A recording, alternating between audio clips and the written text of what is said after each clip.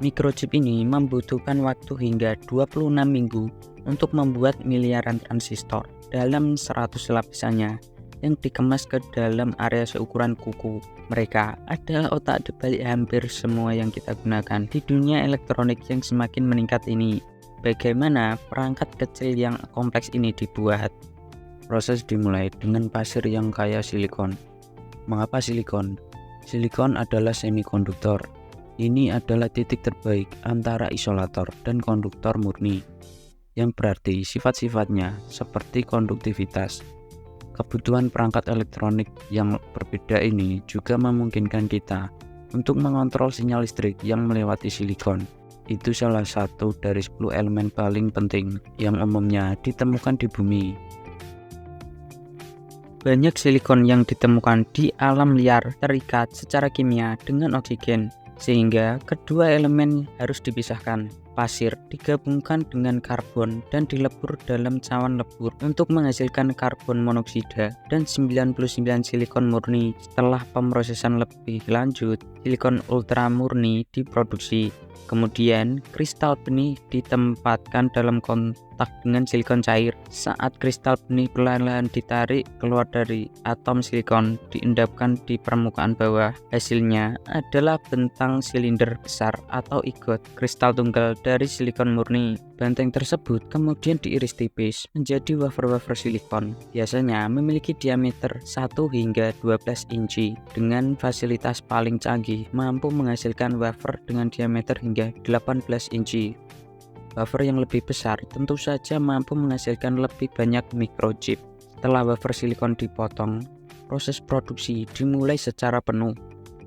Microchip dibuat dalam kondisi sangat steril, bebas dari kontaminasi seperti debu, meskipun hanya dalam satu partikel debu masuk ke dalam wafer silikon, seluruh batch resiko kerusakan. Hal ini akan menggagalkan proses yang dapat memakan waktu rata-rata 12 minggu. Langkah pertama dalam proses produksi adalah pengendapan lapisan tipis silikon dioksida non-konduktif yang ditumbuhkan atau diendapkan pada permukaan wafer. Kemudian wafer silikon disiapkan untuk litografi dengan melapisinya dengan bahan fotosensitif dan tahan cahaya. Langkah selanjutnya adalah paparan yang sangat kritis. Wafer silikon yang telah disiapkan memasuki mesin litografi dan terkena sinar UV. Sementara area yang tidak terkena cahaya kemudian tergores oleh gas panas untuk meninggalkan microchip 3 dimensi. Konduktivitas listrik dari berbagai bahan chip juga dapat diubah dengan mendopengnya dengan bahan kimia di bawah panas dan tekanan. Proses ini dapat diulang ratusan kali. Untuk chip yang sama menghasilkan sirkuit terintegrasi yang lebih kompleks pada setiap langkah untuk menciptakan jalur konduksi antar komponen. Lapisan tipis logam seperti aluminium dilapiskan ke chip dan proses etsa digunakan untuk melepaskan semuanya kecuali jalur penghantar kipas. Lapisan tipis logam seperti aluminium dilapiskan ke chip dan proses etsa digunakan untuk melepaskan semuanya kecuali jalur penghantar tipis.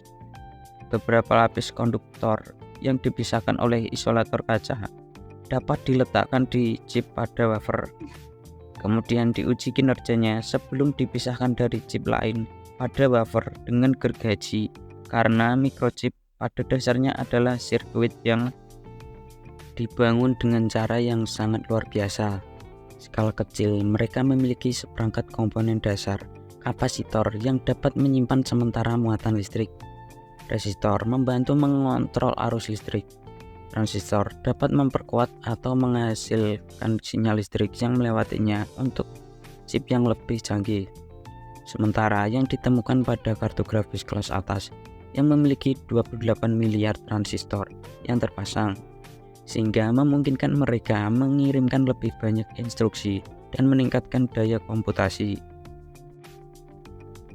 Buku Moore memperkirakan bahwa manufaktur chip komputer akan maju pada tingkat yang stabil sehingga jumlah transistor berlipat ganda setiap 2 tahun berdasarkan kekuatan teknologinya yang kita gunakan sehari-hari.